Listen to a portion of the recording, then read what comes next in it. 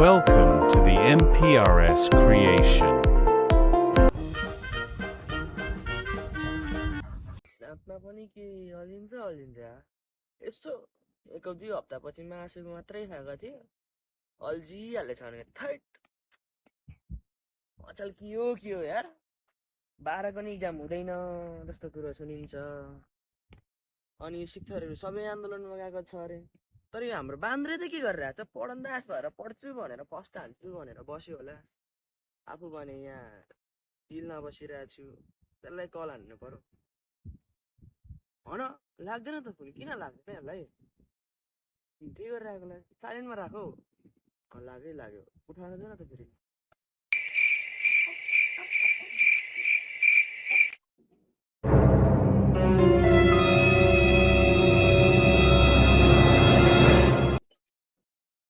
कसले फोन गर्छ फेरि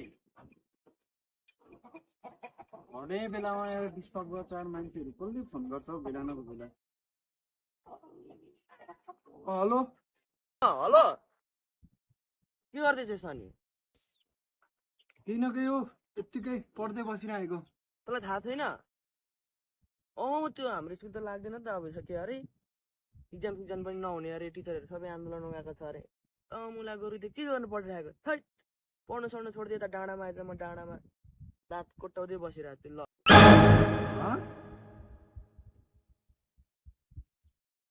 ल अहिले म डाँडातिर आउँछु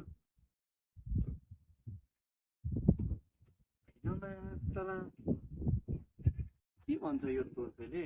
काम हुँदैन भन्छ झन् बोर्ड टप हानु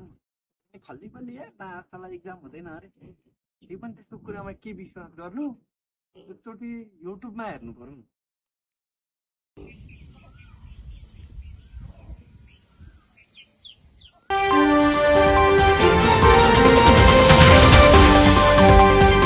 नमस्कार सबैजना दर्शक महानुभावहरूलाई आज हामी फेरि उपस्थिति भइसकेका छौँ तपाईहरुको लागि एउटा ताजा खबर लिएर यस टुटे फुटे कान्तिपुर टेलिभिजनका क्यामेराम्यान साजल आले मगर र म भीम कुमार आले मगरको साथमा तपाईहरुलाई हामी आज केही मुख्य समाचारहरू भन्न गइरहेका छौँ अहिले भर्खरै एनईबी नेशनल एक्जाम बोर्डका अनुसार कक्षा 12 का भाइ बहिनीहरूको एक्जाम नहुने जबसम्म टिचरहरूको आन्दोलनमा माग पूरा हुँदैन तबसम्म एक्जाम हलमा गाड नगर्ने भनी सूचना दिएका छन् शिक्षक महासंघका अध्यक्षले त्यही भएर म भन्छु 12 को भाइ बहिनीहरु गइला हुन्छ घुम्न जाए पढ्न सड्न छोड्दै मजा हुन्छ ओइ हो रहेछ यार ल यार हाम्रो त एक्जामै हुँदैन रे एक्जाम हुँदैन खल्ली बल्ले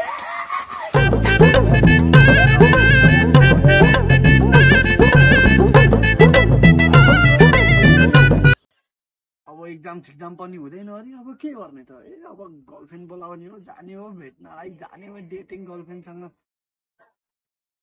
कता गयो गर्लफ्रेन्डलाई फोन गर्नु पर्यो अब जानु पर्यो घुम्न अब एक्जाम हुँदैन अरे के को टेन्सन त है 2 दिनको जिन्दगीमा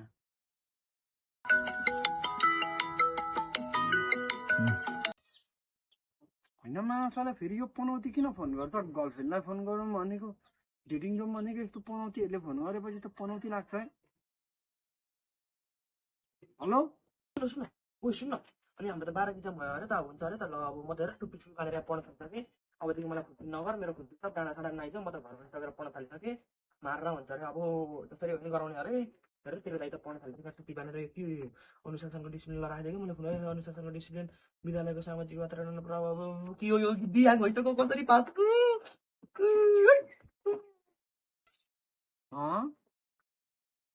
के भन्छ यो मान्छेले अघिसम्म त फोन गरेर डाँडा साडा आइज एक्जाम हुँदैन भन्थ्यो अहिले कहिले घर पुगेर टुप्पी बालेर पढ्न थाले भन्छ होइन यो त के भन्छ एकचोटि न्युज हेर्नु पर्यो फेरि यहाँ आफ्नो के कान भइसकेको थियो